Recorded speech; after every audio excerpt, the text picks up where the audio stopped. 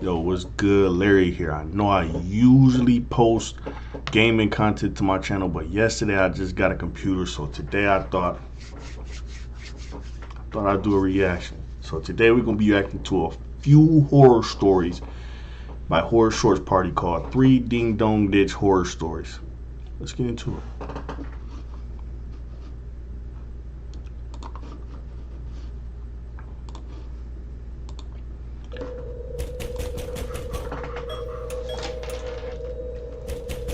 I watched a few of these when I was watching Corey Kenshin. They all pretty good. This channel is. This story happened a couple of years ago when I was a freshman in high school.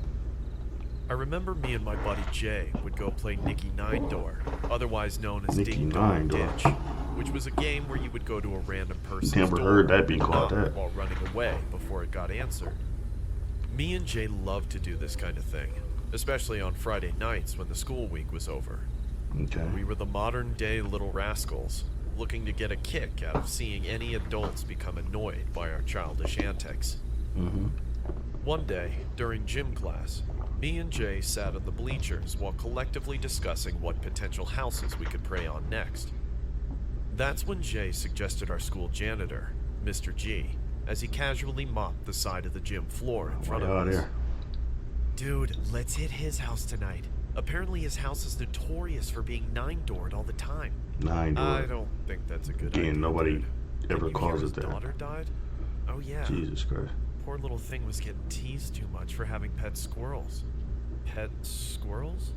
Yeah, she was the laughingstock of the school because it was rumored that Mr. G collected squirrels and brought them home just so his daughter could have some pets. Really? That's weird. What in the hell are you two idiots looking at? Boy, y'all ass up real quick. Yeah, that's Yeah. what I thought.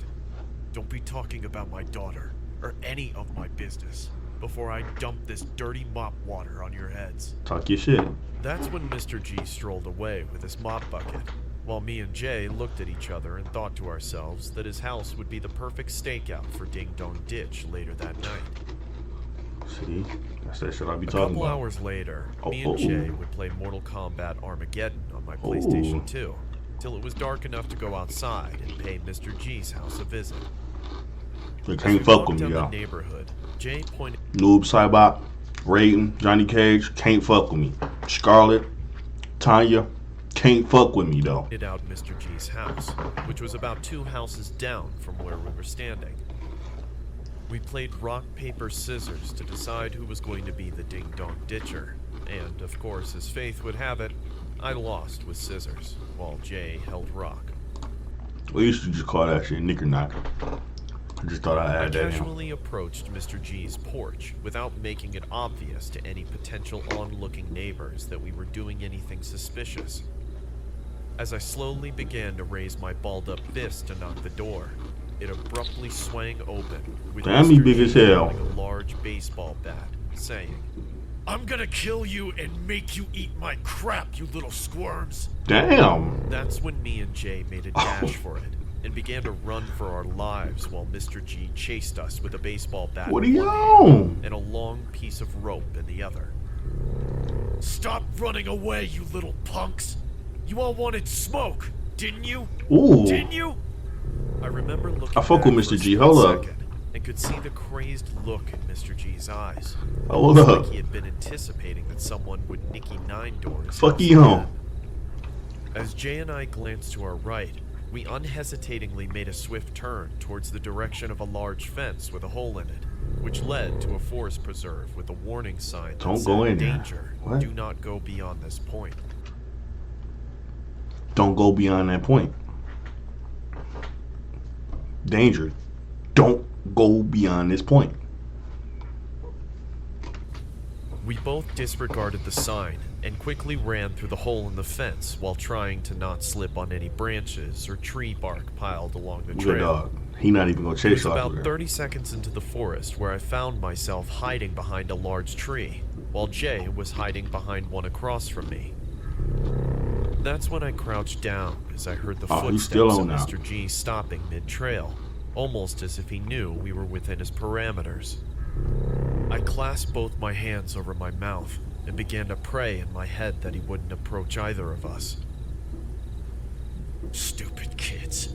If I ever see you again, I'm gonna rip both of your heads off and feed them to my squirrels. You hear me? I know you little pieces of crap are the reason why my daughter is dead. I just know it.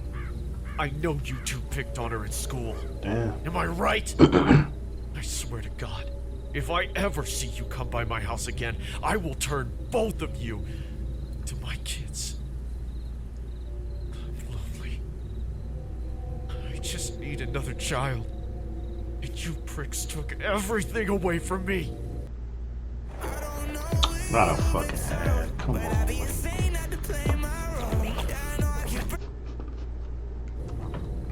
That's when I heard him slowly exit the woods, as his footsteps became more faint along the way.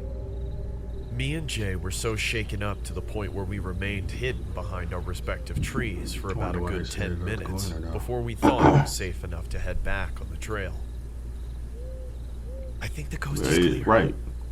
Dude, this is the last time I'm ever doing this. You think? Well, How in good the hell now. do we get home now? That's when me and Jay had to decide what our next move was. How the fuck y'all get in there? The issue was getting home, as we knew the only way out was through the hole in the fence. We obviously didn't want to run into the risk of encountering Mr. G again. So Why we y'all both didn't just run to the mutually agreed crib? to go the Get one of opposite y'all daddies or direction something. and find an alternative way home through the forest preserve.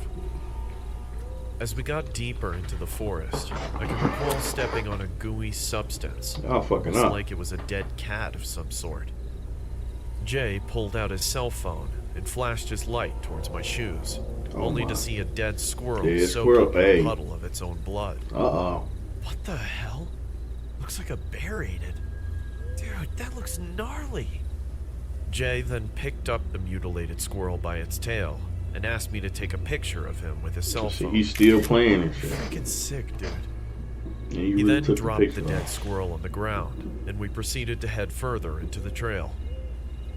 That's when we saw about a dozen mutilated squirrels scattered along the pathway. What the hell? Dude, we have to go back. Jay? Right. I Y'all should have began went to back from glance the at beginning. Jay as he looked at me with a gaunt and horrific expression on his face. That's when I realized that he wasn't looking at me. He was looking behind me as he pointed past me with his trembling finger. What's behind him? I turned my head to look behind me, only to see a little girl sitting a couple of meters away from us, Oh, that's old having daughter. a picnic by herself. As I squinted my eyes, I could see her chewing on a dead squirrel, as she then looks at our direction and said, Please bring me home to my daddy. I want him to know that I don't want to have a pet squirrel anymore. That's when me and Jay ran back towards the direction of where we came from, as we couldn't believe what we In had no just motherfucking witnessed. way. Right. As Yeah. we made it through the hole in the fence, we continuously ran through the neighborhood past Mr. G's house until we both made it home in our respective houses. I couldn't believe what I had just seen, as the thought of a little girl having a picnic in the middle of the forest while Kept eating playing motherfucking squirrels Mortal still Kombat. gives me chills just thinking about it. What happened next was something I could not fathom or give any proper explanation towards. Whoa. Jay ends up sending me a text and then immediately calls me. Hello? Hey dude, look what I just sent you. That's when I opened Jay's unread message, only to see the picture I had taken of him while he was holding the mutilated squirrel. Except, I can see the same girl from the picnic standing from a distance behind Jay. She was holding a dead squirrel as well, while replicating the same pose he was in. It's been a while since that He incident screaming like that occurred. like he ain't see her already. I've been seeing a psychiatrist since, as a mental anguish from getting chased down the block with a baseball bat and witnessing what seemed to be the deceased spirit of Mr. G's daughter is something that still terrifies me to this day. I fucking bet. Go to the second one. This is a story that has traumatized me for the last decade or so. I need to get it off my chest in order to find some closure. It all started when I was in my early years of high school. when me and my friend Josh would skip class occasionally, just to fool around and spend the latter part of the day walking around the neighborhood, just to kill some time before heading home. Josh and I go way back, as we've been neighbors since birth. Our mothers would always set up play dates every so often, just so we could have some more social interaction with one another. We've been pretty close since, and have even enrolled in almost every class together, which made our relationship pretty tight over the years, despite sharing different interests and whatnot. Josh was a sports kind of guy, while I was more of a stay-at-home gamer. As polar opposite as that may sound, there was this one thing we mutually enjoyed, which was skipping classes and playing Ding Dong Ditch during the nighttime. For those that don't know what Ding Dong Ditch is, No, you know what it is. it's basically a childhood prank that consisted of knocking on someone's door and running away, just to get an oblivious reaction when the person finds no one at their door. We always got a kick out of doing such things, as we found such childish antics amusing, considering most of Motherfucker's our like 20 past right were there. a bunch of old hags that would either shout at us or even chase us until they inevitably got fatigued about a couple seconds into their run. We usually ding-dong ditched every Friday night, as it was a common thing for rascals around my age to do. I personally got tired of the gaming lifestyle over time, as I wanted to experience the same adrenaline other students felt when playing ding-dong ditch. It was quite a popular thing to do at the era of this story, or at least from where I was from. The thrill of Leave it being alone. chased by a I was gonna complete talk about stranger that. was something I Leave it alone. craved, as it almost simulated a real-life video game, as if I was playing Grand Theft Auto in the flesh. On this particular day, Josh and I had to unfortunately procrastinate, considering the school day was still taking place. I mean, skip We again. obviously couldn't head home, as it would look blatantly obvious to our parents that we had skipped classes. Oh, yeah, skip That's when her. Josh and I came up with the idea of spending the next hour or so skipping rocks by a nearby river, while dreading the fact that we would potentially have to face the noise from our professors for missing yet another Friday lecture. Dude, I can't wait for tonight. I can't either, dude. I know some pretty nice houses we could hit up later. Where at? Here, come with me so I can show you. Considering it was Friday, which was the last day of the school week, me and Josh planned to do Ding Dong Ditch later during the night. I remember both of us started to stroll around the neighborhood, close to our school institutional building, when I spotted an older gentleman mowing his front lawn next to us. He honestly looked quite disturbing. Don't knock From on the that dark nigga, though. circles around his eyes and the Don't knock on that nigga, though. Look at him. There's no way you supposed to be knocking on his door. This motherfucker look like old man Logan. "Don't mess with me" look he had. That's old man Logan.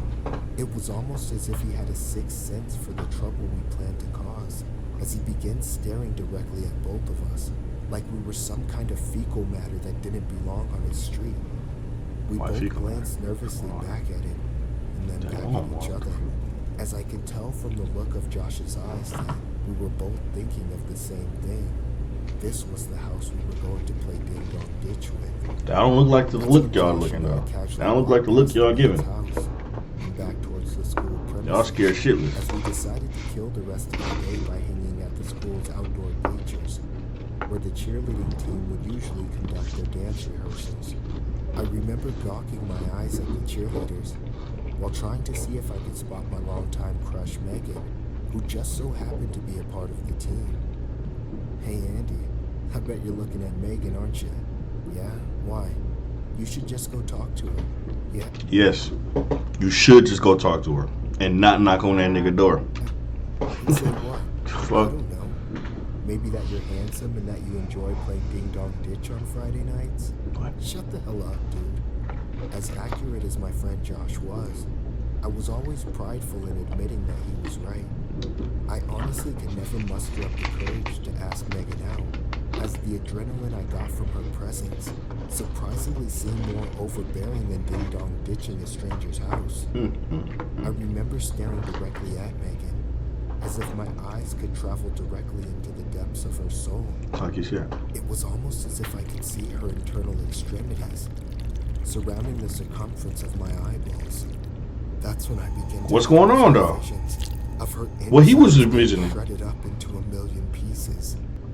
We know you're hovering over Oh, that button, but we need your help. Yeah. We have a better button. Y'all not gonna stop Promise. me. Right on. No, you don't. Hello? Are you gonna ask her out or not? I said she's dead, alright? What the hell are you talking about? My bad. I meant to say she's taken. Dude, you need to get some sleep. Yeah, Or else what are you you'll be on? the one that's dead if you get caught during Ding Dong Ditch tonight. About several hours later, I began doing laundry while awaiting Josh's arrival. You gotta watch Young Boy. The time was around 8 p.m. when Josh finally makes his way to my place to play Ding Dong Ditch. We casually procrastinated in my bedroom by watching a few YouTube videos on my computer until If it wasn't Midwest Larry, what you watching? Go subscribe to the kid. I wanted to make sure they didn't see us sneaking out of the house, as my parents tend to be strict with their household curfew rules.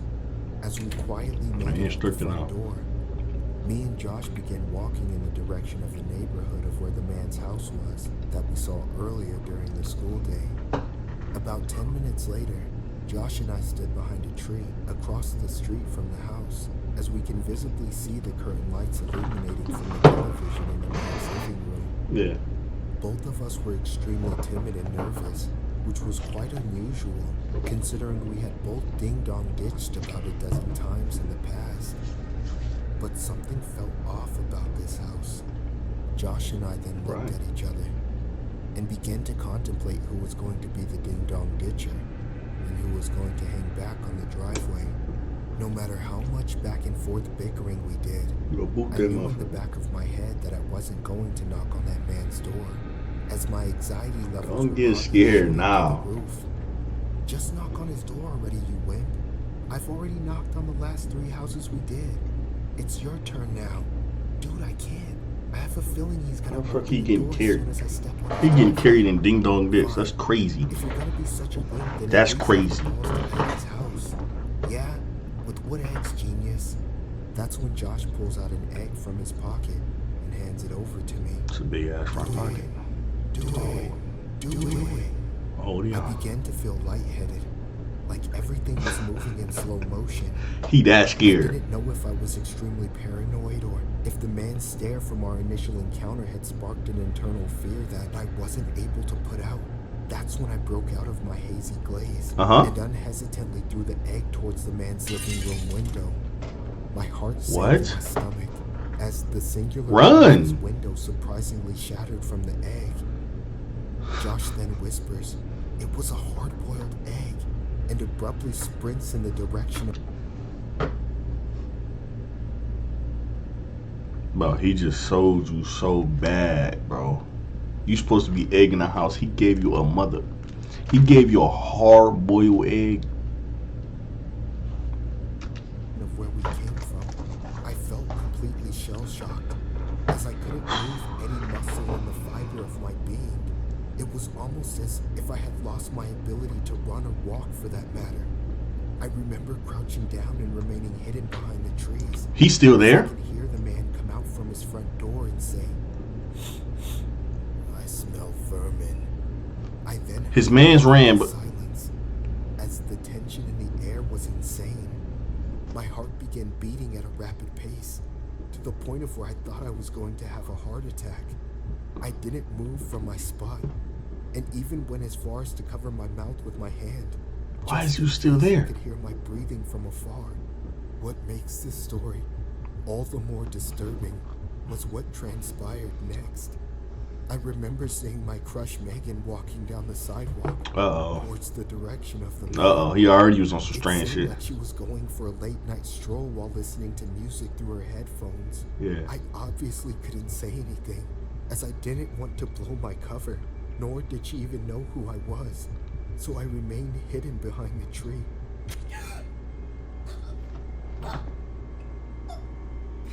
That's when I hear the sound of a sharp blade puncturing Megan as she began to gasp for help. Nah. I honestly felt like lunging myself towards the man, but I didn't want to run the risk of jeopardizing my own life. As I slowly peeked to the side of the tree, I can see Megan laying on the man's front lawn, completely covered in blood. He I could wasn't also see playing. the man in the back revving his lawnmower about several times. Run. To get it to start. You already sold her. Run. Going to mow his lawn in the middle of the night. What he did next was something I could only describe as inhumane. He began to lift the lawnmower in mid-air. Menace. Disturbingly places it on top of Megan's abdomen. Oh, she, I could then see the blood spewing everywhere. she's still alive, feeling as the all that. blades That's from the mower menace right began there. dicing Megan up, like she was meat getting minced. Why are you still there? He got his victim. By a meat You still there. You finna be the next. blood and human matter being ejected out of the discharge chute. Just look at him. He Was just, something I he's could a only menace. describe as callous and barbaric. yeah.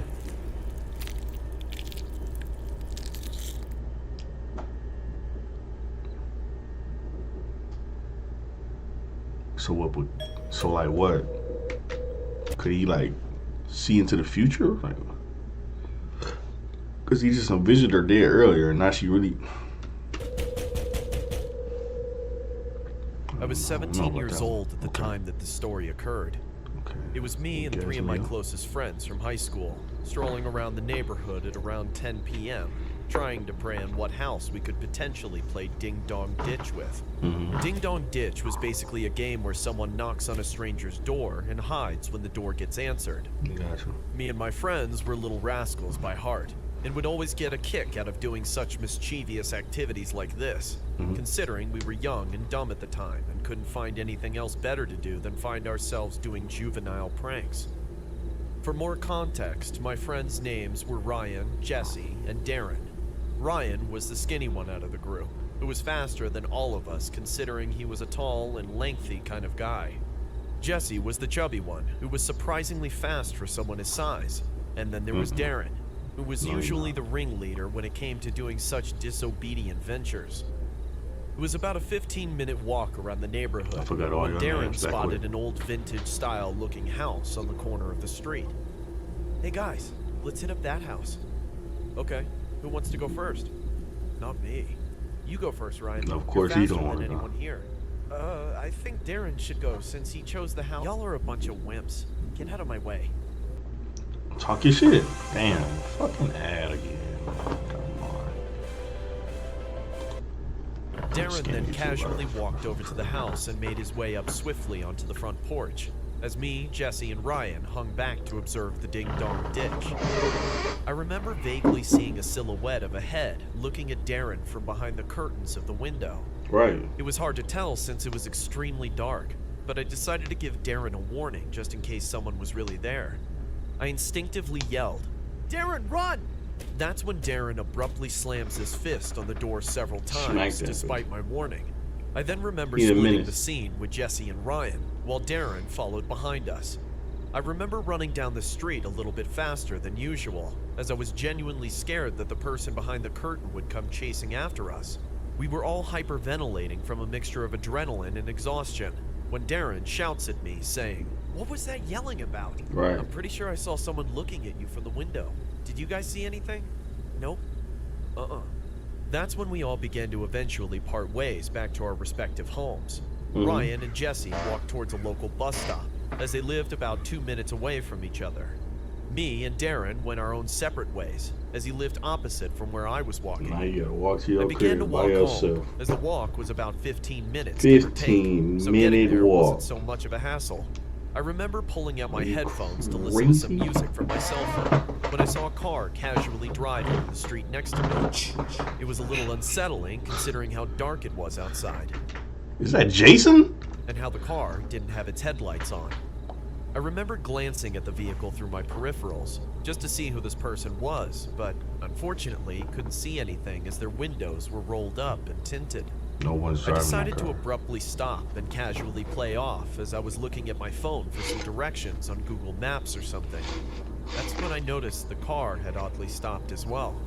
I now knew that this car was definitely following me. I wanted to 100% make sure I wasn't being followed, so I decided to walk and then stop once more, just to see if the car was going to mimic my actions.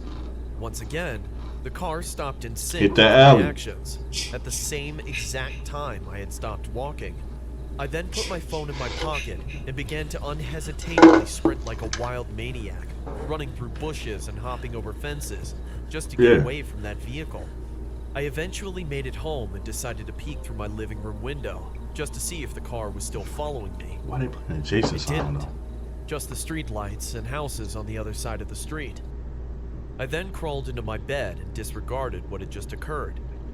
I honestly could have notified my parents or even my group of friends about the bizarre encounter, but ultimately decided to keep it to myself, as I didn't want anyone thinking I was some sort of scaredy cat. The following he Monday, was I went following up to you meet in with an my old friends ass at the school Ford. lockers, as we usually did just before You class tell somebody officially about started. that. We noticed that Darren wasn't present, nor did he respond to any of our group chat messages, which was quite uncharacteristic of him. I honestly assumed he was sick and couldn't answer the phone. Nah, We he all ain't then sick. proceeded to our math class and began sulking in boredom from the algebra lecture my professor was Nah, conducting. that's not That's algebra. when Ryan, Jesse, and I ironically got called down to the principal's office through our PA system. Mhm. As we made our way there, I remember seeing Darren's dad standing next to our principal, except he looked extremely distraught and 3-piece suit. agitated. Do you boys know where my son is? No, sir. No idea. Last time I saw him was on Saturday. He hasn't come home since he went out with you three. So I want to know, where is he? Where the hell is my son, you little pricks? What are you on with him? He on It's that. been nearly 2 decades since Darren's disappearance. Me and my friends have disclosed everything to the police since, regarding the homes we've ding-dong ditched, to the potential foes Darren could have possibly had conflict with. I even went as far to let them know about the vehicle that followed me that night. That old Ford got y'all left together, a lot of huh? gray areas within the case, as I didn't get a license plate number, nor did I see the individual driving the vehicle. All I can hope for is that Darren is somewhere out there, and that he's not dead or held against his own will. You said it's been I 2 sometimes decades. It's daydream during the trapped. day and have optimistic He's a visions that casket. Darren will one Are day you make crazy? his way He's home. finished. Or at least, that's what I hope will come to fruition. Well, that's it for this episode. What y'all think about this one? Tell me what y'all think down below in the comments. Hit that like button, hit that sub button, and let me know which ones you'd like to see me react to in the future.